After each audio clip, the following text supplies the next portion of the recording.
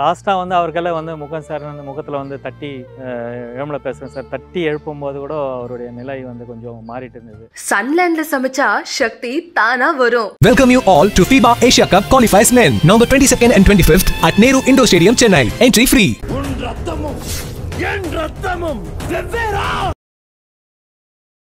2014 முகன் சார் வந்து ஆப்ரேஷனில் அவர் டெத்தான ஆப்ரேஷனில் வந்து காஜிபத்ரின்னு ஒரு வில்லேஜ் ஆப்ரேஷன் போயிட்டே இருக்கும்போது இன்றைக்கி மதியம் லான்ச் பண்ணிவிட்டு இன்றைக்கி ஈவினிங் வரைக்கும் ஆப்ரேஷன் போயிட்டே தான் இருக்குது. ஐடி பிளாஸ்ட் பண்ணியிருக்காங்க, பில்டிங்கை டவுன் பண்ணிட்டுருக்காங்க. முகன் சார் கம்யூனிகேஷன் வச்சுட்டா இருக்கார், ஒரே பரபரப்பாக இருக்குது. விக்ரம்ஜித் வந்து கம்யூனிகேஷன் சொல்கிறாங்க. முகன் சார் சொல்கிறார் யார் வந்து இவங்களுக்கு ஒன்லி நான் மட்டும் சப்போர்ட் பண்ணுறேன், அவர் வந்து கிரனேட் த்ரோ பண்ணணும் அப்படின்ட்டு. கிரனேட் த்ரோ பண்ணுற டைமில் தான் வந்து ஆசிஃப் கானி வந்து ஃபயர் பண்ணி விக்ரம் வந்து அடிபட்டுருக்காரு.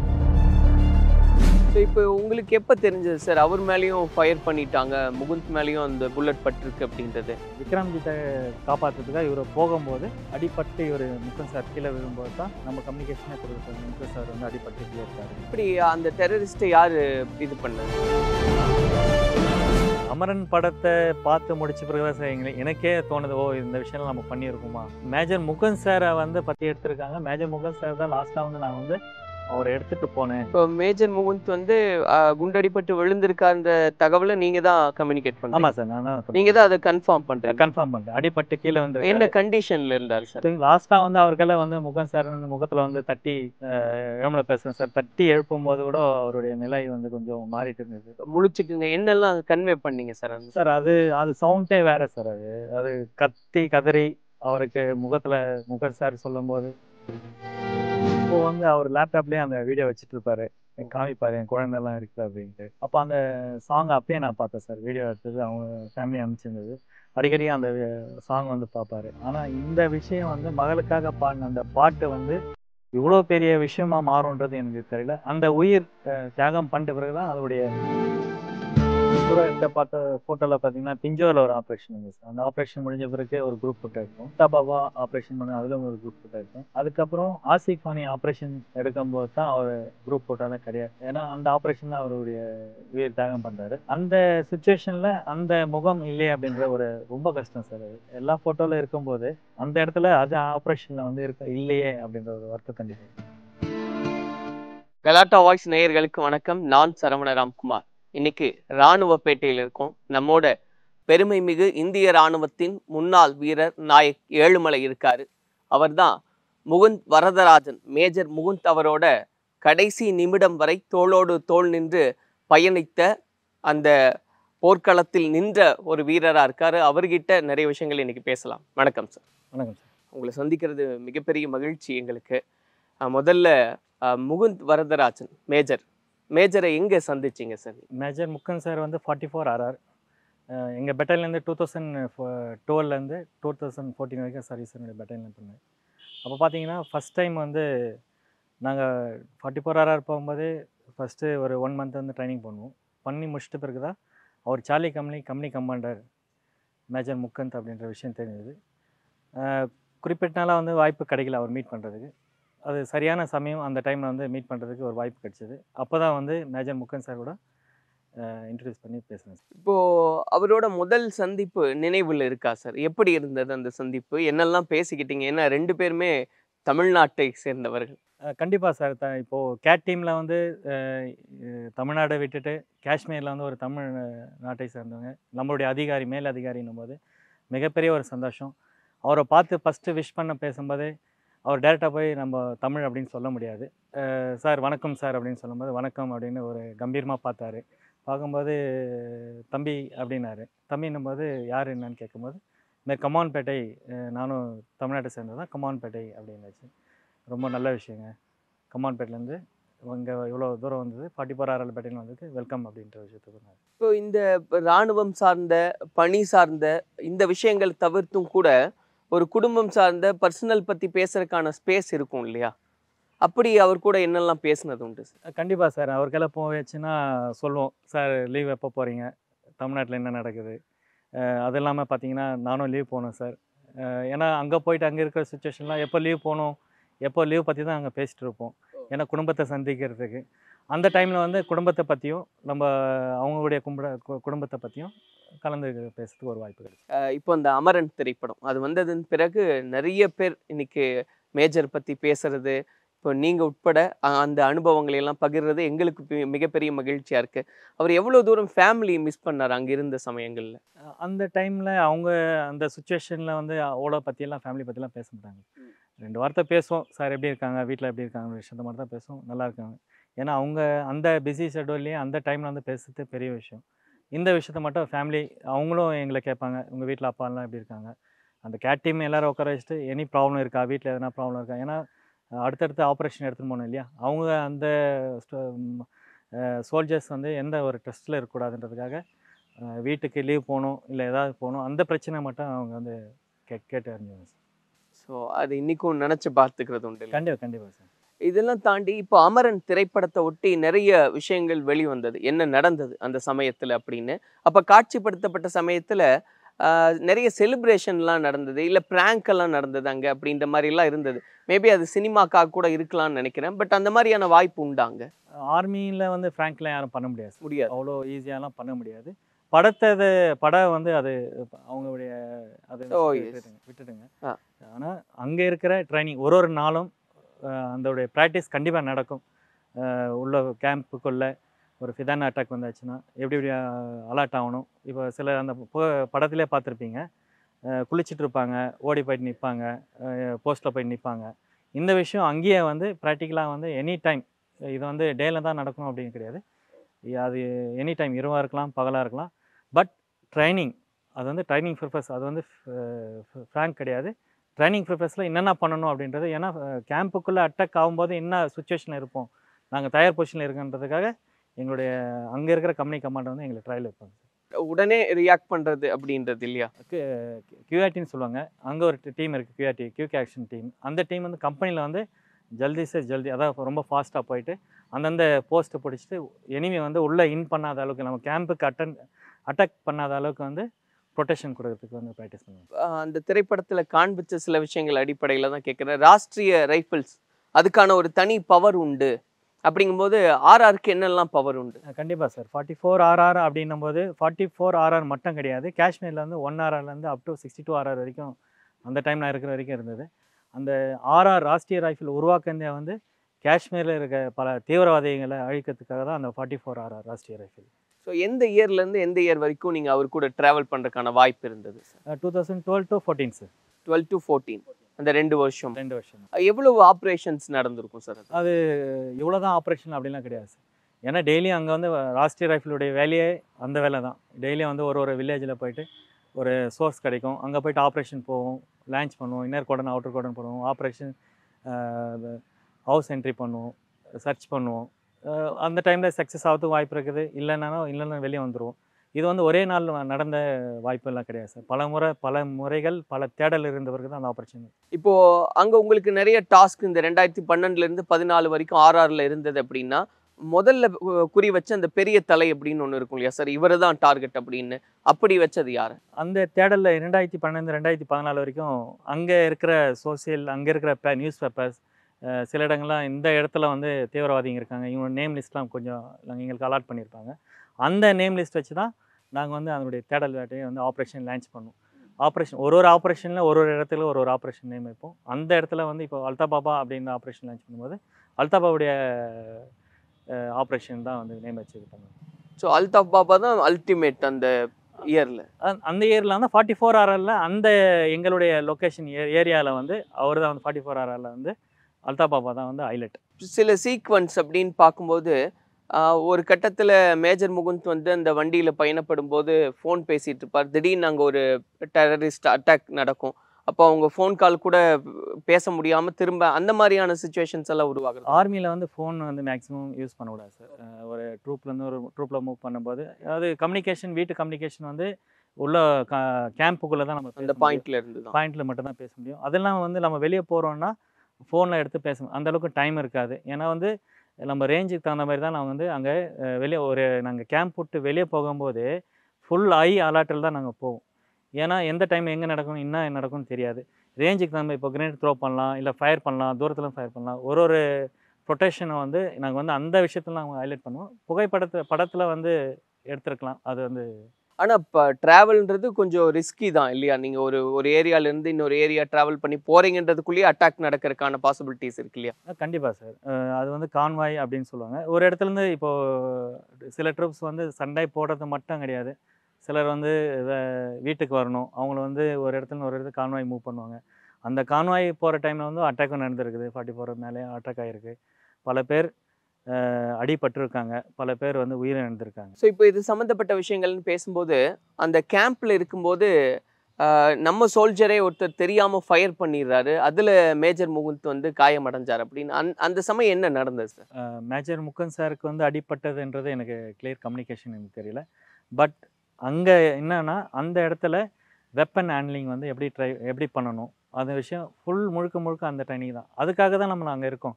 அது வந்து அந்த ஃபயர் பண்ணுறதுக்கு வாய்ப்பு எந்த இதுவும் கிடையாது. கிடைச்சாலும் அது ரொம்ப பாதிப்பு ஏற்படும். அதனால் வந்து அந்த வாய்ப்பு கிடையாது சார். அப்படி ஒரு இன்சிடென்ட் நடக்கலைங்களா சார்? இன்சிடென்ட் நடக்கலை அப்படின்ற விஷயம் தெரியல. நடந்திருக்கலாம். ஆனால் வந்து நான் இருக்கிற டைமில் வந்து அந்த இன்சிடென்ட்டு நடந்தது கிடையாது. ஏன்னா அதுல காமிக்கும் போது அதுல ஒரு பிரேக் கிடைக்குது, அவர் ரெக்கவர் ஆகுறாரு, அந்த சமயத்துல வீட்டுக்கு வராரு, கொஞ்சம் டைம் ஸ்பெண்ட் பண்றாரு, இப்படின்ற மாதிரியான காட்சிகள்லாம் அந்த அமரன் திரைப்படத்துல பார்க்க முடிஞ்சது. அந்த கிளியர் மெசேஜ் கம்யூனிகேஷன். ஏன்னா ஆல்ஃபா கம்பெனி, நான் அவர் சார்லி கம்பெனி, நான் ஆல்ஃபா கம்பெனின்னும் போது அந்த டைம் நான் லீவ் வந்திருக்கலாம். ஒரு பிட்வீன் கேப் ஆகிருக்கலாம். அதோடைய தெளிவான மெசேஜ் நம்மளுக்கு கிளியர் இல்லை சார். இப்போ அல்தாஃப் பாபா அந்த ஆப்ரேஷன் பற்றி நம்ம பேசலாம் சார். ஏன்னா இன்னைக்கு அதுதான் பெரிய அளவில் நம்ம பேசிக்கிட்டு இருக்கோம் தொடர்ச்சியாக. அப்படிங்கும்போது அது எவ்வளோ தூரம் அவர் ட்ரேஸ் பண்ணார் சார்? ஏன்னா படத்தில் வந்து ஈஸியாக டக்குன்னு கிடச்சிட்ட மாதிரி காமிச்சாங்க, அந்த இடத்த அந்த லொக்கேஷனை ஃபைண்ட் அவுட் பண்ண மாதிரி. ஆனால் எவ்வளோ மெனக்கெடுதல் இருந்தது அதுக்கு பின்னாடி? அல்தாஃப் பாபா ஆப்ரேஷன் வந்து ரொம்ப நாள் தேடுதல் வேட்டை சார். ஒரு நாளும் வந்து நாங்கள் காலையில் லான்ச் பண்ணுவோம், நைட்டு 12 மணிக்கு லான்ச் பண்ணுவோம். சாப்பாடு இல்லாமல், தண்ணி இல்லாமல், அதோடைய இன்னர் கோடன் ஒருத்தர் சர்ச் பண்ணி அங்கே இருக்கிற சிவிலியனை வந்து எந்த ஒரு பாதிப்பு இல்லாமல், அவங்கள எதுவும் டிஸ்டர்ப் பண்ணாமல் 7 மணிக்கு மேலேருந்து அவங்கள வந்து சர்ச் பண்ணி நாங்கள் வெளியே வந்து வருவோம். அது வரைக்கும் அந்த யாரையும் வந்து அந்த வில்லேஜில் இருக்கும் டிஸ்டர்ப் பண்ண மாட்டோம். அங்கே இருக்கிற அந்த ஊர் தலைவர் இல்லை அங்கே இருக்கிற வார்டு மெம்பர் அவங்கெல்லாம் இன்ஃபார்ம் பண்ணி நாங்கள் வந்து இன்னர் கோடன் போட்டிருக்கோம், இங்கே எல்லோரும் வந்து வெளியே வாங்க, ஹவுஸ் என்ட்ரி பண்ணோம், சர்ச் பண்ணோம் அப்படின்ட்டு ஒரு வீடாக வந்து நாங்கள் சர்ச் பண்ணோம். இந்த தேடுதல் வேட்டை இது வந்து அவ்வளோ ஈஸியெலாம் கிடையாது சார். எவ்வளோ கிரிட்டிக்கலாக இருக்கும் சார்? ஏன்னா நீங்கள் வந்து ஒவ்வொருத்தர் வீட்டில் குடியிருக்கிறவங்கள போய் நம்ம கேட்குறோம் இது சம்மந்தமாக. அப்போ எப்படி ரியாக்ஷன்ஸ் அப்படின்றது? அங்கே இருக்கிற சுச்சுவேஷன் அவங்கள பார்க்கும்போது கண்டுபிடிச்சலாம் சார். இது வந்து உண்மையான ஆப்ரேஷனா, இங்கே தீவிரவாதி இருக்காங்களா இல்லையான்னு அவங்களுடைய முகத்தையோ இல்லை அந்த ஏரியா இருக்கிற இடத்து ஆளுங்க பார்த்து நம்ம கண்டுபிடிச்சிக்கலாம். அதுலேயே வந்து நம்மளுக்கு தெரிஞ்சு இது சக்ஸஸ் அண்ட் நாட் சக்ஸஸ் அப்படின்ட்டு. இருந்தாலும் நாங்கள் வந்து ரொம்ப கேர்ஃபுல்லாக ஒரு எங்களுக்கு கற்றுக் கொடுத்த ட்ரைனிங் வந்து அது மாதிரி. ஏன்னா எப்பவுமே லேசியாக இருக்காங்களும் போகக்கூடாது, இல்லைன்னும் போகக்கூடாது. அதனுடைய ட்ரைனிங் எங்களுடைய பர்ஃபார்மன்ஸ் வந்து அங்கே தான் நாங்கள் காமிப்போம். எவ்வளோ அது இப்போ கிரிட்டிக்கலாக இருக்குன்னு சொல்லுங்களேன் சரி. ஏதாவது நடந்த இன்சிடென்ட் பற்றி சொல்லுங்களேன். இந்த மாதிரி சர்ச்சிங் போகிறீங்க நீங்கள், அப்போ என்னெல்லாம் நடந்தது உண்டு? இப்போ வந்து நாங்கள் வந்து ஃபயர் பண்ணுறதுக்காக, அது தீவிரவாதி தேடுறதுக்காக போகும். அவங்க என்ன பண்ணுவாங்கன்னா தப்பிக்கிறதுக்காக பிளான் பண்ணுவாங்க. அவங்களுடைய வேலை தப்பிச்சுட்டு தான் போகணும். அது யார் மேலாம் ஃபயர் பண்ணிட்டு ஓடுறதுக்கு ஒரு வாய்ப்பு இருக்குது. அதுவும் அலர்ட்டாக இருக்கணும். பை சான்ஸ் அவங்கள கிரினேட்லாம் இருக்கும், கிரினேட் த்ரோ பண்ணிட்டு ஓடுறதுக்கு கூட வாய்ப்பு இருக்குது. அப்படி வேஸ்ட் அப்படியே நடந்திருக்காங்க சார். ரொம்ப முறை அல்தாஃபாவே வந்து எங்களுடைய இன்னர் கோடர்லேருந்து பல முறை வந்து தப்பிச்சு போயிருக்காரு. ஏன்னா வந்து வெப்பன் இருந்தால் தான் நாங்கள் ஃபயர் பண்ண முடியும். அந்த வெப்பன் என்ன பண்ணுவாங்கன்னா சில இடத்துல அவங்க ஹைட் அவுட்டில் வந்து எங்கன்னா ஒழிக்க வச்சுட்டு சிவிலியனாக கூட சேர்ந்துட்டு அவங்களோட போகும்போது அவங்க கையில் எந்த ஒரு எக்யூப்மெண்ட் இல்லை, வெப்பன் இல்லை, கிரனேட் இல்லை, பிஸ்டல் இல்லைன்னும் போது அவங்கள நாங்கள் யாரும் டச் பண்ண முடியாது. ஏன்னா ஹைலைட்டாக அல்தாஃபா அப்படின்ற விஷயத்த வந்து நாங்கள் வெப்பன் வச்சு அவங்கள ஆளை வச்சு முகத்தை வச்சு தான் கண்டுபிடிக்கும். ஒருத்தராக நம்ம சர்ச் பண்ணி போயினே இருக்கும்போது அதில் வந்து ரொம்ப முறை தப்பிச்சிருக்காங்க. இப்போ இந்த அல்தாஃப் பாபாவை ட்ரேஸ் பண்ணும்போது அவர்கிட்ட இருந்த அந்த செல்ஃபோன், நிறைய சீக்ரெட் கோட்ஸ், அது எல்லாத்தையும் வந்து மேஜர் முகுந்த் கைப்பற்றுறாரு. அதுக்கப்புறமா ஸ்ரீநகரில் இருக்கிற அந்த டேட்டா ரெக்கவரி சென்டரில் ரொம்ப நாள் அதை வந்து ஃபாலோ பண்ணார். அந்த சீக்ரெட் கோட்ஸ் என்ன அப்படின்றதெல்லாம் வச்சு தான் அதை ஃபைண்ட் அவுட் பண்ணாங்க அப்படின்னு. அதுக்காக அவர் எவ்வளோ மெனக்கெட்டார் சார்? கர்னல் தபா சார் அவருடைய ஃப்ரீக்வன்சி தான். என்னுடைய கம்யூனிகேஷன் கிடச்சோன்னே தபா சாருக்கு வந்து அவருக்கு நோட்டிஃபிகேஷன் போகுது. அது ஆர்மி சம்மந்தப்பட்டது, அதுக்குன்னு ஒரு சோர்ஸ் இருக்காங்க. அது அவங்களுடைய தேடல், அது வந்து அவங்க மூலியமாக வந்து வந்த விஷயந்தான் இது. இல்லை அதுதான் அவங்க வந்து இப்போது என்ன அவங்களுடைய கம்யூனிகேஷன் அப்படின்றது எல்லாமே சீக்ரெட் கோட்ஸாக இருக்கும். எந்தெந்த லொக்கேஷனில் தங்கி இருக்கோம், என்ன மாதிரியான பிளான்ஸ் அப்படின்றது. அதெல்லாம் அதுக்கான ட்ரைனிங்ஸ் அப்படின்றது உண்டா சார்? கண்டிப்பாக சார். எவ்ரிடே வந்து கிளாஸ் வந்து ப்ராக்டிக்கலாக வந்து கற்றுக் கொடுப்பாங்க, சொல்லுவாங்க. எப்படி ஆப்ரேஷன் பண்ணணும், எந்த வில்லேஜ் போனால் எந்தெந்த தெருவில் போகணும், எப்படி வந்து நம்ம இங்கேருந்து மூவ் பண்ணணும் அப்படின்ற விஷயத்த வந்து ப்ராக்டிக்கலாக வந்து எங்களுக்கு வந்து அங்கே தேரியை வந்து அங்கே சொல்லிக் கொடுப்பாங்க. தேரியாக சொல்லி கொடுத்தா ஒரு டைம் வந்து ஏன்னா ஆர்மி வெஹிக்கிள் ஒரு வில்லேஜுக்குள்ளே என்ட்ரு ஆகுதுன்னா அவங்களும் அலாட் பண்ணி சொல்லுவாங்க இல்லையா, கம்யூனிகேஷன்லாம் இருக்குது, ஃபோன் பண்ணி இன்ஃபார்ம் பண்ணுவாங்க. இது மீறியும் வந்து நாங்கள் வந்து நைட் டைமில் வந்து வாக்கும் போவோம், நடந்து போயிட்டு அந்த இடத்துல வந்து நாங்கள் ஒரு கோடனில் போயிட்டு சர்ச் பண்ண ஸ்டார்ட் பண்ணுவோம். இப்போ அதில் தான் சொன்ன மாதிரி அந்த ரெக்கவரி பண்ணோம், அந்த டேட்டாஸ் எல்லாம் என்ன இருக்குது, அல்தாஃப் பாபாவை வந்து ஃபைண்ட் அவுட் பண்ணுறதுக்கான தேடலில் ரொம்ப நாள் ஃபாலோஅப்ஸில் இருந்தார் முகுந்த் அப்படின்னு. அது உங்களுக்கு தெரிஞ்ச அளவில் எவ்வளோ தூரம் அது ஃபாலோஅப்ஸில் இல்லை சார், அது கம்யூனிகேஷன் வந்து எங்களுடைய கர்னல் தபா சாப்புடைய கம்யூனிகேஷன் மட்டும்தான் வரும். ஓகே, அதோடைய விரிவாக்கெல்லாம் நம்ம சொல்ல முடியாது. அந்த இடத்துல என்ன நடந்ததுன்றத விஷயத்த வந்து எங்களுக்கு ப்ரீப்பிங்கில் வந்து எனக்கு கண்டிப்பாக எங்களுடைய அதிகாரி எங்களுடைய ஆஃபீஸர்ஸும் கண்டிப்பாக வந்து ப்ரீப் பண்ணுவாங்க. இப்போ ஒரு அட்டாக் போகிறீங்க அப்படின்னா முன்னாடி மேஜர் என்ன மாதிரியான கமெண்ட்ஸ் கொடுப்பாங்க, என்னெல்லாம் மனசில் வச்சுட்டு அந்த இடத்த நம்ம போய் டார்கெட் பண்ணுவோம்? சார், ஆஃபீஸர்ஸ் வந்து கண்டிப்பாக வந்து ஒரு ட்ரூப் மூவ் பண்ணிட்டு போயிட்டு அந்த இடத்துல வந்து ஃபஸ்ட்டு கோடன், அதாவது தீவிரவாதி தப்பிச்சு போகக்கூடாதுன்றதுக்காக அந்த இடம் எப்பவுமே பார்த்த இடம் இல்லையா, புதுமையாக இருக்கும். ஒரு வில்லேஜில் ஒரு வீடு ஒரு மாதிரியாக இருக்கும். காஷ்மீர் பார்த்தா ஒரு மாதிரியாகவும் இருக்கும்.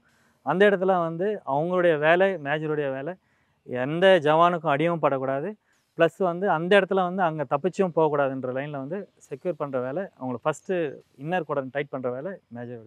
அதுக்கு என்னெல்லாம் பண்ணுவீங்க சார்? லேயர்ஸ் போடுறதா, அந்த என்ன பண்ணுவீங்க?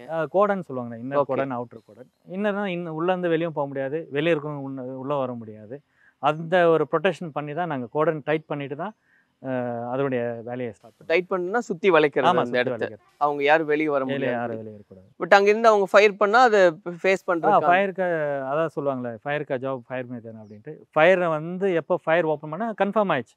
ஓகே, எது வரைக்கும் அவங்க ஃபயர் பண்ணலையோ அது வரைக்கும் நாங்கள் வெயிட்டிங் தான் பண்ணியிருக்கோம். அது வரைக்கும் டவுட் தான். ஆமாம், டவுட் தான். எது வரைக்கும் அவங்க வெப்பன் எடுத்து ஃபயர் பண்ணுற வரைக்கும், இல்லை அவங்க கையில் வெப்பன் பார்க்குற வரைக்கும் நாங்கள் எந்த ஃபயரும் பண்ண மாட்டோம். இப்போ அந்த மேஜர் முகுந்த் அவருடைய லாஸ்ட் ஃபைட், அந்த லாஸ்ட் பேட்டில், அது எப்படி இருந்தது சார்? அன்னைக்கு என்னெல்லாம் நடந்ததுன்றதை பற்றி சொல்லுங்கள் sir. Last operation 2014 Mukund sir வந்து ஆப்ரேஷனில் அவர் டெத்தான ஆப்ரேஷனில் வந்து காஜிபத்ரின்னு ஒரு வில்லேஜ். அந்த காஜிபத்ரி வில்லேஜ் வந்து அவங்க ஆல்ரெடி வந்து முகுந்த் சாருடைய கேட் டீம் வந்து ஆல்ரெடி போயிட்டு இன்னர் கோடன் போட்டிருந்தாங்க. அதுக்கப்புறம் எங்களை ஆல்ஃபா கம்பெனிலேருந்து நாங்கள் கேட் டீம் போயிட்டு அங்கே சிப்பாய் விக்ரம்ஜித்தா கூட கம்யூனிகேஷன் ஆகிட்டு எங்கெங்கே கோடன் போடணும்னு இருக்கும்போது அப்போ தான் வந்து விக்ரம்ஜித்தை சொல்லியாச்சு, டார்கெட் ஹவுஸ், இதனுடைய டார்கெட் ஹவுஸ் பக்கத்தில் இருக்குது, நீங்கள் இந்த தான் பொசிஷன் அப்படின்ட்டு விக்ரம்ஜித் தான் சொல்லிட்டு போயாச்சு. இப்போ அந்த இடத்துல எங்களுடைய கம்பெனி கமாண்டர் கூட நான் பட்டி, அதனால் அந்த இடத்துல இருந்து கடைசி வரைக்கும் அங்கே இருக்கணும் அப்படின்ட்டு ஆப்ரேஷன் லான்ச்சு அங்கே தான் ஃபஸ்ட் லான்ச் பண்ணி போயிட்டு ஆப்ரேஷன் போயிட்டே இருக்கும்போது இன்றைக்கி மதியம் லான்ச் பண்ணிவிட்டு இன்றைக்கி ஈவினிங் வரைக்கும் ஆப்ரேஷன் போயிட்டே தான் இருக்குது. ஐடி பிளாஸ்ட் பண்ணியிருக்காங்க, பில்டிங்கை டவுன் பண்ணிட்டுருக்காங்க. முகுந்த் சார் கம்யூனிகேஷன் வச்சுட்டு தான் இருக்கார். ஒரே பரபரப்பாக இருக்குது.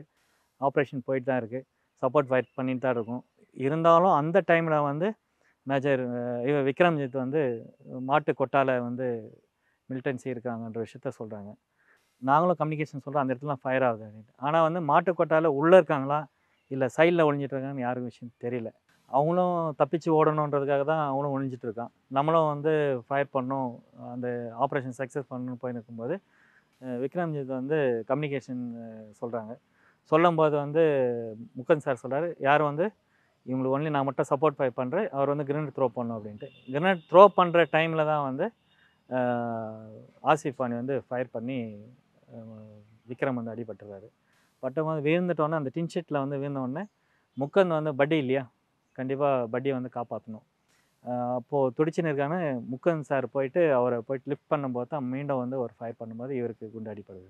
ஸோ அப்போ நீங்கள் அது பார்த்துக்கிட்டே இருக்கீங்க இந்த சிச்சுவேஷன்? ஆமாம், நடக்குது. எனக்கு டார்கெட் ஹவுஸ் பக்கத்துலேயே நானும் கிட்டே இருக்கும்போது அந்த டார்கெட் ஹவுஸ், ஏன்னா இந்த பக்கமும் காவா, இந்த பக்கம் காவா, அது ஒரு காஜிபத்ரி வில்லேஜே ஒரு ஹைட்டான ஒரு பகுதியில் தான் இருக்கும். மீதிலாம் டவுன் சைடில் வந்து காவா தான். அதனால் அந்த பக்கத்தில் டார்கெட் ஹவுஸ் இருக்கிறதுனால வியூ பாயிண்ட்டு நம்மளுக்கு தான் சார் கிடச்சிது.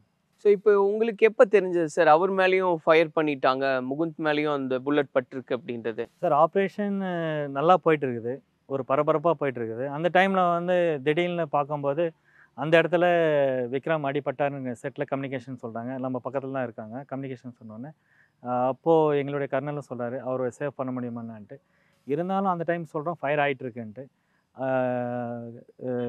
விக்ரம்ஜித்தை காப்பாற்றுறதுக்காக இவர் போகும்போது அந்த அடிபட்டு இவர் முகுந்த் சார் கீழே விழும்போது தான் நம்ம கம்யூனிகேஷனே கொடுக்க சார் முகுந்த் சார் வந்து அடிபட்டு கீழே இருக்காருன்ட்டு. அதுக்கப்புறம் என்னுடைய கம்பெனி கமாண்டர் வந்து ஏன்னா ஒரு இன்னர் கோடனில் போட்டுட்டு அந்த மெயினான இடத்துல நம்ம உட்காந்து இருக்கும்போது அந்த இடத்த வந்து எனக்கு இன்னொருத்தர் வந்து ப்ரொடெக்ஷன் பண்ணும்போது நான் வந்து ஜம்ப் பண்ணிட்டு போக முடியும். இல்லைனா அந்த இடத்துல அந்த கேப்பில் போகிறதுக்கு வாய்ப்பு இருக்குது. என்னுடைய கம்பெனி கமாண்டர் எனக்கு சப்போர்ட் ஃபயர் பண்ணி இங்கேருந்து நான் ஜம்ப் பண்ணிவிட்டு அதுக்கப்புறம் ட்ராவல் பொசிஷன் போயிட்டு தான் அவர் வந்து நான் தூக்க முடியாத ஒரு சுச்சுவேஷனில் அவரே கொஞ்சம் சப்போர்ட் பண்ணி எடுத்துன்னு வந்து அவரை வெளியே எடுத்துன்னு வந்துவிட்டுருவேன் சார். ஆனால் எப்படி இருந்தது சார் அந்த சுச்சுவேஷன்? ஏன்னா அவங்க வந்து வேண்டாம், நீங்கள் இப்போ போக வேண்டாம், ஃபயர் பண்ணுறாங்க அப்படின்னு சொல்லியுமே மேஜர் முகுந்த் வந்து ரெக்கவர் பண்ணுறதுக்காக போகிறாரு நம்ம சோல்ஜர் அப்படின்னு. அந்த இடத்துல இவருமே அடிபடுறாரு, அவருக்குமே அந்த இது அப்படிங்கும்போது அது எப்படி இருந்தது? அந்த சார் அந்த டைமில் அடிப்பட்டது காப்பாற்றணுன்றது தான் சார் எங்களுடைய குறிக்கோள். அவர் வந்து ரெக்கவரி பண்ணணும், தூக்கணும் அப்படின்ற விஷயத்தான் நம்ம போகிறோம். போயிட்டு அவர் ரெக்கவரி பண்ணிட்ட பிறகு அவரை அனுப்பிச்சிட்டு போய் மறுநாள் எங்களுக்கு அது வரைக்கும் ஆப்ரேஷன் போயிட்டு இருக்குது. மறுநாள் காலையில் தான் தெரியும் மேஜர் முகுந்த் வந்து இறந்துட்டாருன்ட்டு. அது எங்களுக்கு மிகப்பெரிய ஒரு வருத்தம் சார். அது ஏன்னா டீம் லீட் பண்ணி இவ்வளோ விஷயத்தை எடுத்துன்னு போயிட்டு லாஸ்ட் டைம் அவரும் போஸ்டிங் போகிற டைமு நம்மளும் போஸ்டிங் போகிற டைமில் கடைசியான ஆப்ரேஷன் லான்ச் அது. அதெல்லாம் பார்த்திங்கன்னா அந்த ஏப்ரல் மாதம் அப்படின்னும் போது அந்த ஏப்ரல் மாதம் போது அவருக்கும் எனக்கும் ஒரே மாதத்துல தான் பர்த்டே. அந்த பர்த்டேலாம் நாங்கள் செலப்ரேஷன் ஒன்றா பண்ணியிருக்கோம். அப்போது பார்த்திங்கன்னா அந்த இழப்பு வந்து சாதாரண இழப்புலாம் கிடையாது. அதே மாதிரி மேஜர் முகுந்த் சார் மாதிரி ரொம்ப இராணுவ வீரர்கள், அதாவது சிப்பாயாக இருக்கட்டும், அதிகாரிகளும் அதிகமான 44 RR இருக்கிற RRல வந்து அதிகமாக அடிபட்டிருக்காங்க சார். அவர் அடிப்பட்ட உடனேவே நீங்கள் போக முடிஞ்சுதா? ஏன்னா ஒரு கேப் இருந்தது, ஒரு 15 மினிட்ஸ் அந்த இடத்த ரீச் பண்ண முடியல அப்படின்னு கேள்விப்பட்டேன். ஏன் அந்த டிலே சார்? 15 மினிட்ன்றது நம்ம ஆப்ரேஷன் லான்ச்சில் பரபரப்பாக போயிட்டுருக்குது. அந்த இடத்துல ஆப்ரேஷன் அவங்க தான் ஹேண்ட்லிங் பண்ணிக்கும் போது நாங்கள் சப்போர்ட் பண்ணிகிட்ருக்கோம். அங்கே படத்தில் பார்க்குற மாதிரிலாம் வந்து இதெல்லாம் அங்கே புகை மண்டலமாக இருக்குங்க இல்லையா, எதுவுமே தெரியாது. அது வீழ்ந்த பிறகு தான் கொஞ்ச நேரம் பார்த்து தான் தெரியுது கீழே விழுந்திருக்காருன்ட்டு. எங்களுக்கு கம்யூனிகேஷன் வந்து ஏன்னா ஆல்ரெடி விக்ரம்ஜித் அடிபட்டுக்கிறாரு, பக்கத்தில் வந்து இவரும் அடிபட்டு வீண்ட்டுருக்காருங்கும் போது எங்களுடைய கம்யூனிகேஷன் வந்துட்டு ஏன்னா அந்த டைமில் வந்து பேக்லேருந்து சப்போர்ட் ஃபயர் பண்ணால் தான் சார் போக முடியும். அவ்வளோ எல்லாம் ஃப்ரண்ட்டில் போக முடியாது. எனக்கு வந்து கம்பெனி கமாண்டர் எனக்கு சப்போர்ட் பண்ணி பேக்லேருந்து சப்போர்ட் பண்ணி ஃபயர் பண்ணும்போது தான் நம்ம அட்வான்ஸ் ஆகிட்டு போயிட்டு அவர் அந்த 15 நிமிஷம்லாம் சாதாரண விஷயம்லாம் கிடையாது சார். சொல்லலாம் 15 நிமிஷம் போய் காப்பாற்றலாமேன்ட்டு. அந்த 15 நிமிஷம் உடைய ஆப்ரேஷன் மொத்த லான்ச் வந்து அமைதியாக சைலண்ட் ஆகும்போது என்ன நடந்ததுன்னு எடுத்துன்னு போகிறதுக்கு டைம் ஆகுது இல்லையா. ஒருத்தர் வந்து ஒரு 100 மீட்டரில் இருக்காங்க, ஒருத்தர் 55 மீட்டர் இருக்காங்க, நான் 25 மீட்டர் கிட்டே இருக்கேன். எங்களுடைய கம்பெனி கமாண்டர் பின்னாடி இருக்கார். அதுதான் சொன்னேன், அந்த 15 நிமிஷன்றது என்ன சேஞ்ச் பண்ணால் தான் நான் அங்கே போக முடியும். இந்த இடத்த நான் இடத்த மாற்றிட்டு போனேன்னா அந்த இடத்துல போகிறதுக்கு வாய்ப்பு இருக்குது. அன்றைக்கி அந்த இடத்த மாறி போச்சுன்னா அன்றைக்கி வந்து ஆசிஃப் அணி தப்பிக்கிறதுக்கு வாய்ப்பு இருந்திருக்கும். அதனால தான் எங்களுக்கு கம்பெனி கமாண்டர் வந்து எனக்கு சப்போர்ட் ஃபயர் பண்ணி பேக்லேருந்து சப்போர்ட் பண்ணி போகிறதுக்கு அவ்வளோ டைம் ஆச்சு. ஓகே, அப்புறம் அவர் எப்படி அந்த டெரரிஸ்ட்டை யார் இது பண்ணது சார்? சார் டெரரிஸ்ட்டு வந்து 3 பேர் இருந்தாங்க. ஆசிஃப் அணி ஆல்ரெடி அடிபட்டாரா இருந்தாருன்ட்டு யாரும் விஷயம் யாருக்கும் தெரியாது. அது மறுநாள் காலையில் வரைக்கும் அதுக்கப்புறம் நைட் ஃபுல்லாக ஆப்ரேஷன் நடக்காமல் மறுநாள் காலில் தான் வந்து ஆப்ரேஷன் மீண்டும் ஸ்டார்ட் பண்ணோம். அது வரைக்கும் போராடி அதுக்கப்புறம் 3 தீவிரவாதிகள் வந்து ஆசிஃப் அணியோட 2 பேரை வந்து நாங்கள் இது பண்ணுறோம். இப்போ மேஜர் முகுந்த் வந்து குண்டடிப்பட்டு விழுந்திருக்கான்ற தகவலை நீங்கள் தான் கம்யூனிகேட் பண்ணுங்க. ஆமாம் சார், நான் தான் நீங்கள் தான் அதை கன்ஃபார்ம் பண்ணுறேன். அடிப்பட்டு கீழே வந்து என்ன கண்டிஷனில் இருந்தார் சார்? கண்டிஷன் அப்போ பார்த்தீங்கன்னா கொஞ்சம் நிலை கொஞ்சம் மாறி தான் சார் இருந்தது. ஆனால் பேசுகிற விதம் அவங்க சப்போர்ட் பண்ணும்போது அவர் முகுந்த் சார் வாங்க சார் சொல்லும் போதெல்லாம் அவருடைய சப்போர்ட்டில் தான் கொஞ்சம் ரியாக்ட் பண்ணி மூவ் பண்ணி தான் அவர் கூட்டம். ஏன்னா அவர் வந்து வெயிட் அதிகம், அதனால் அவர் மூலிமா தான் நம்ம சப்போர்ட் பண்ணி கொஞ்சம் லிஃப்ட் பண்ணி எடுத்து. எந்த மாதிரி இதில் நம்ம அவரை இல்லை சார், அங்கே அந்த ரோடு ஓரமே டார்கெட் ஹவுஸ் பக்கத்தில் ரோடு ஓரத்துலேருந்து நம்ம அந்த கீழே டவுன் ஸ்லீவ் இருக்குது, காவா இருக்குது, அந்த காவா வரைக்கும் எடுத்துன்னு வர்றதுக்கு ஸ்ட்ரெச்சர்ஸ் அதெல்லாமே. ஸ்ட்ரெச்சர்லாம் அங்கே கிடையாது சார். ஏன் ஸ்ட்ரெச்சர் கிடையாதுன்னா நம்ம இது வந்து சிட்டியில் ஆப்ரேஷன் நடந்தது கிடையாது. ஒரு தனிப்பட்ட வில்லேஜில் ஒரு தனியான ஒரு இடத்துல நடந்தது. அந்த இடத்துல வந்து எங்களுக்கு வந்து ஸ்ட்ரெச்சர் வந்து ஃபீல்டு ஸ்ட்ரெச்சரில் ரெடி பண்ணுறதுக்கு நாங்கள் ரெடியாக இருப்போம். அங்கே இருக்கிற ஏணி, அங்கே இருக்கிற பெட்ஷீட், வீட்டில் இருக்கிற பெட்ஷீட்லாம் எடுத்து ஏமா ஃபஸ்ட்டு இது சாரி ஸ்ட்ரெச்சரில் வச்சு எடுத்துகிட்டு போயிட்டாங்க. Okay, அதை வச்சு ரெடி அதை பண்ணி வச்சு ரெடி பண்ணி எடுத்துருவோம். நீங்க ஃபைனலா அவர் பார்க்கும்போது ஏதாவது பேச முடிஞ்சதா? என்ன என்ன எங்கெல்லாம் ஃபயர் ஆயிருந்தது சார் அவருக்கு? என்னுடைய வேலை அங்கே லிஃப்ட் பண்ணி கொடுத்தோன்னே தான் சார் அதுக்கப்புறம் பேக்கப் பார்ட்டி வந்துட்டாங்க. அதுக்கப்புறம் அவங்க கேட் டீம்லாம் வந்தது. வந்து தூக்கி லாஸ்ட்டாக வந்து அவருக்கெல்லாம் வந்து முகன் சார் வந்து முகத்தில் வந்து தட்டி ஏழுமலை பேசுகிறேன் சார் தட்டி எழுப்பும்போது கூட அவருடைய நிலை வந்து கொஞ்சம் மாறிட்டு இருந்தது. நீங்க தட்டி எழுப்ப ஆமாம் சார் ஃபஸ்ட்டு டே பண்ணுவாங்க இல்லையா, முகத்தில் தட்டிட்டு தண்ணி கொடுக்குற ஸ்டேஜ் அப்போ கொடுக்கும்போது பின்னாடி கேட் டீம்லாம் வந்த பிறகு அதுக்கப்புறம் நான் பேக்கப் ஆகிட்டு. ஏன்னா அது என்றைக்குமே வாழ்க்கையில் மறக்க முடியாது இல்லையா அந்த சுச்சுவேஷன். இன்னைக்கு நீங்கள் நினச்சாலும் அது கண்ணுக்கு முன்னாடி தட்டி முழிச்சுக்குங்க என்னெல்லாம் கன்வே பண்ணீங்க சார்? அந்த சார் அது சவுண்டே வேறு சார். அது கத்தி கதறி அவருக்கு முகன் சார் சொல்லும்போது எமோஷன் அது அந்த வார்த்தைக்கே இப்போ ஈடு பண்ண முடியாதுங்க இல்லையா. நம்ம கண்ணு முன்னே ஒரு ஆஃபீஸர்ஸ் அடிபட்டிருக்காங்க, ஆனால் எங்கே அடிபட்டிருக்குன்னு அந்த டைமில் எனக்கு தெரியாது. அதுக்கப்புறம் அவருடைய ஸ்ட்ரெச்சர் எடுத்துன்னு போயிட்டு அவங்க சேஃபான இடத்துல எடுத்துன்னு போயிட்டு தான் ட்ரெஸ்ஸெல்லாம் ஓப்பன் பண்ணி செக் பண்ணிட்டு இருக்கு. ஆனால் அது ஒரு எப்படியான ஒரு சூழ்நிலை சார் உங்களுக்கு அதை ஹேண்டில் பண்ணுறதுன்றது? அந்த டைமில் வீரத்தை சார்ந்ததை விட அன்பை சார்ந்தது அதிகம் சார். தமிழ்நாட்டினுடைய மேஜர் முகன் சார் கேள்விப்பட்டிருக்கோம், இதுமாதிரி வேறு யாரால் அடிபட்டிருக்கு, விழுந்திருக்கும், அடிபட்டாங்க, இறந்துட்டாங்கன்னு பல நியூஸ்லாம் வந்துட்டு தான் இருக்கும். ஆனால் இந்த ஆப்ரேஷனில் எங்களுக்கு முன்னே இவ்வளோ பெரிய ஆப்ரேஷன் நடக்கும்போது இவ்வளோ பெரிய உயிர் தியாகம் பண்ணதுக்கு ரொம்ப வருத்தமான விஷயம். அந்த சமயம் உங்களுக்கு ஒரு நம்பிக்கை இருந்திருக்கும் இல்லையா சார், அவர் ரெக்கவர் ஆகிடுவார், ஏன்னா டீம் வந்துட்டாங்க, அவர் உடனே ஹாஸ்பிட்டலைஸ் பண்ணுவாங்க, அந்த ஹோப் எப்படி இருந்தது சார்? கண்டிப்பாக சார், எங்கள் டீம் வந்து கண்டிப்பாக காப்பாற்றிடுவாங்க. அதெல்லாம் எங்கள் டீம் வந்து 100%, அதாவது ஆப்ரேஷன் லான்ச் பண்ணும்போது அடிபட்டும் போது என்னென்ன தேவைகளோ ஃபஸ்ட் எய்ட் பண்ணுறதுக்கு தேவையான, ஏன்னா ஆப்ரேஷன் லான்ச் ஆகும்போதெல்லாம் எங்களுடைய ஆம்புலன்ஸ்லாம் பின்னாடி வந்துடும், அது இல்லாமல் டாக்டரும் வந்துடுவாங்க. அதுக்கப்புறம் அவங்களுடைய நம்பிக்கை இருந்தது கண்டிப்பாக அவரை காப்பாற்றுருவாங்கன்னு. அது இல்லாமல் தபா சார் இன்ஃபார்ம் பண்ணிட்டு ஹெலிகாப்டர் சோஃபியானில் வந்து ஹெலிகாப்டரும் வந்து லான்ச் ஆச்சு. அதுக்கப்புறம் ஹெலிகாப்டரில் போகிற வரைக்கும் எங்களுடைய 44 RR வந்து சப்போர்ட் பண்ணிட்டு இருந்தாங்க. அதுக்கப்புறம் 2 பேர் 3 பேர் போயிருக்காங்க. ஏன்னா கம்யூனிகேஷன் கட் ஆகிற பிறகு ஹாஸ்பிட்டலில் ஒரு ரிசல்ட் கொடுத்த பிறகு தான் முகன் சார் இறந்துட்டாருன்ற ஒரு விஷயம். ஆனால் அது வரைக்கும் உங்களுக்கு ஒரு நம்பிக்கை இருந்தது அவர் ரெக்கவர் ஆயிடுவார், அவரை கண்டிப்பாக சார் ரெக்கவர் ஆகிடும். ஏன்னா இவ்வளோ பேர் இவரை வந்து எங்களெல்லாம் விட்டுட்டு போயிடுவாங்கன்றது எங்களுக்கு தெரியும், யாருக்கும் தெரியாது. மறுநாள் மதியம் ஒரு 2-3 மணி அளவில் வந்து நாங்களே வந்து எங்களுடைய கம்பெனி கமாண்டர் அங்கே இருக்கும் கேட்கும்போது தான் மேஜர் சாகர் வந்து இந்த நாட்டுக்காக விட்டு போயிட்டார் அப்படின்ற ஒரு விஷயத்த தெரிய வந்தது. அவர் அந்த வீர மரணம் அப்படின்ற அந்த செய்தி எவ்வளோ அதிர்ச்சியாக இருந்தது, எப்படி அதை ரிசீவ் பண்ணிக்கிட்டீங்க சார்? ஏன்னா அவ்வளோ வருஷம் ட்ராவல் பண்ணிட்டு திடீர்னு ஒருத்தர் இல்லை அப்படி சார், அதெல்லாம் வார்த்தையாலும் சொல்ல முடியாது. ஏன்னா எங்கள் டீமில் வந்து ஒருத்தருக்கு சின்னதாக அடிபட்டாலே அவ்வளோ துடிப்போம், அவ்வளோ கோவத்தை எடுத்துன்னு போவோம். இருந்தாலும் மேஜர் அவர் இறந்துட்டார், கூட எங்களுடைய சிப்பாய் விக்ரம்ஜித் இறந்துட்டாருன்னும் போது எவ்வளோ பெரிய இழப்பு சார். அந்த தருணத்தெல்லாம் எங்களால் இப்போ சொல்லியும் காமிக்க முடியாது. அங்கே இதை வந்து நான் கத்தி தான் காமிக்கணும். ஏன்னா அந்த இடத்துல கேட் டீம் வந்து நாங்கள் வந்து ஒரு பேரக்குள்ளே வந்து இருக்கும்போது, ஒரு இன்னருக்குள்ளே இருக்கும்போது அவ்வளோ ஒரு முகத்தையும் வந்து நாங்கள் அவ்வளோ ஆவேசமாக, அவ்வளோ ஒரு நல்ல ஒரு ஆப்ரேஷன் நடந்த டைமில் வந்து இது மாதிரி ஆயிடுச்சுன்ற ஒரு துக்கம் கண்டிப்பாக இருக்குது சார் எல்லாருக்கும்.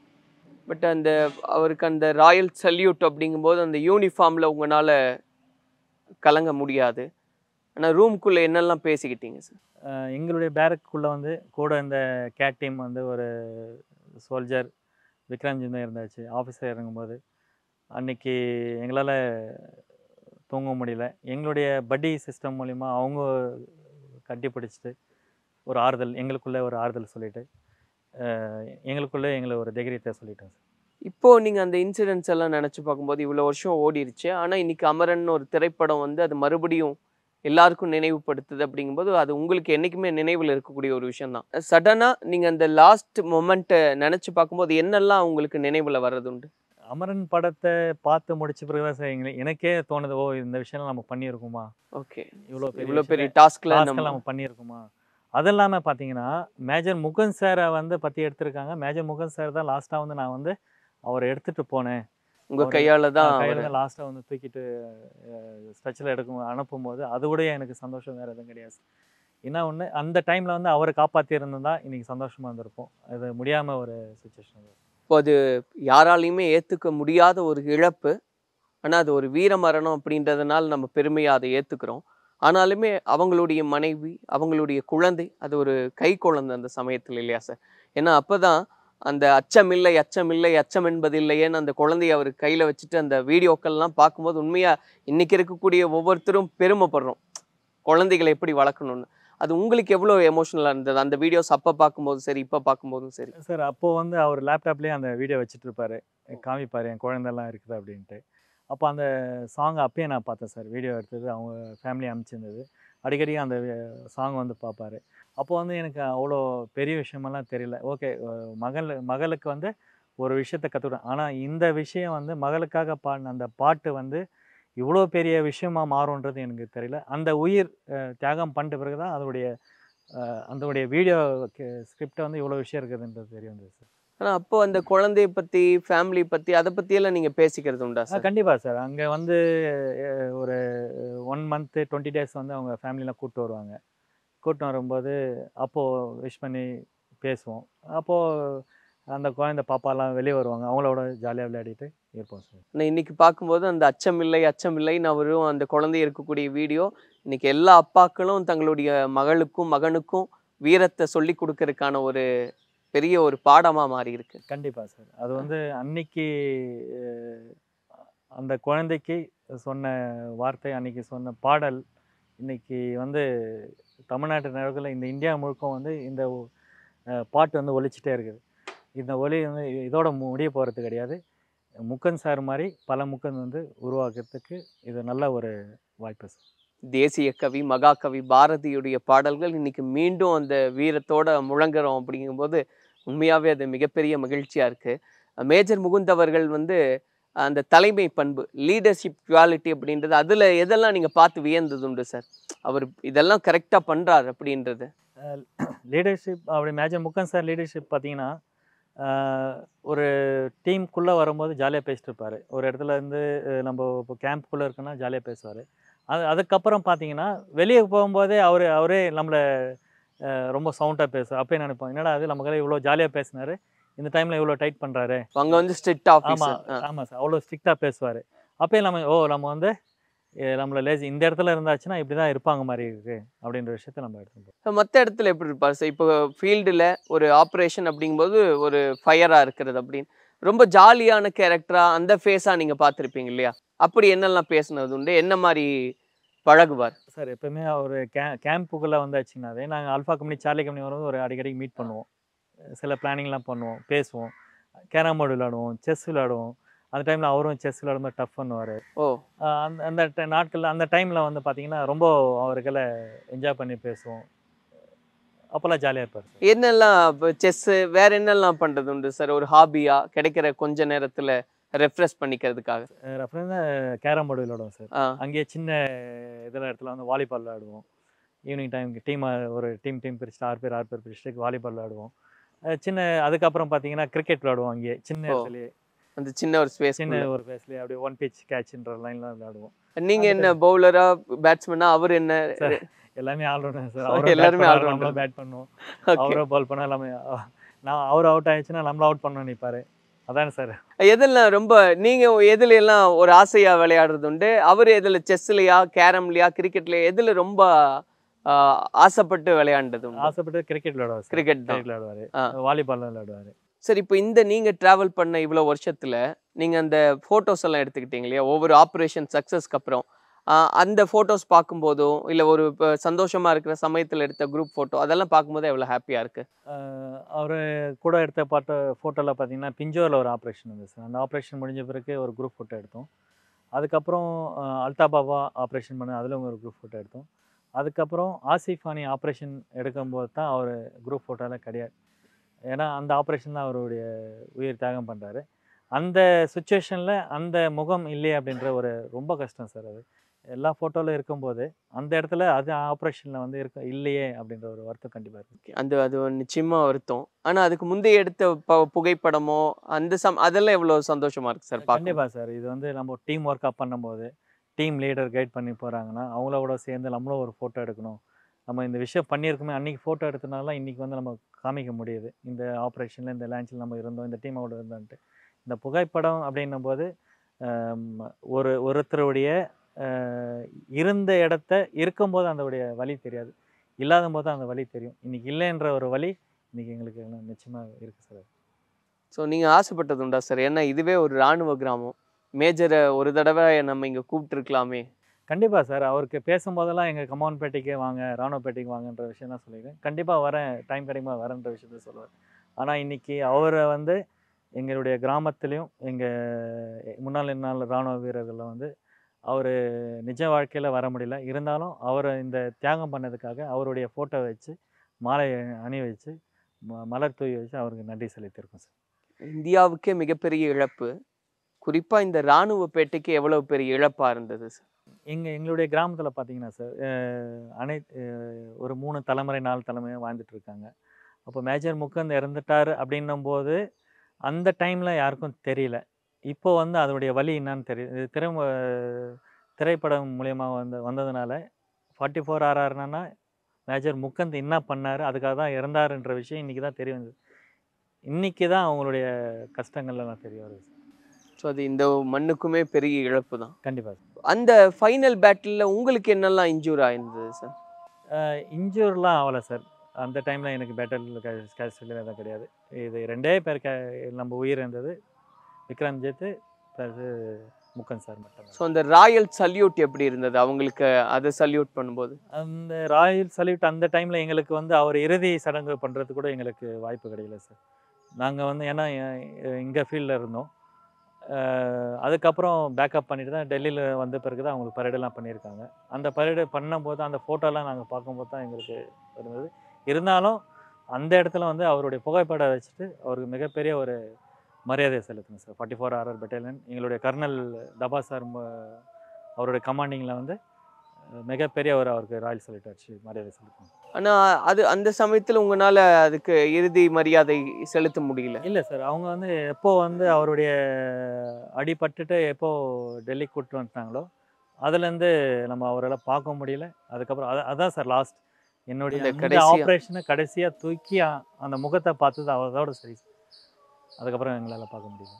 கிட்டத்தட்ட நீங்கள் தான் கடைசியாக அவர் உயிரோடு இருக்கும்போது பார்த்த மனிதர்.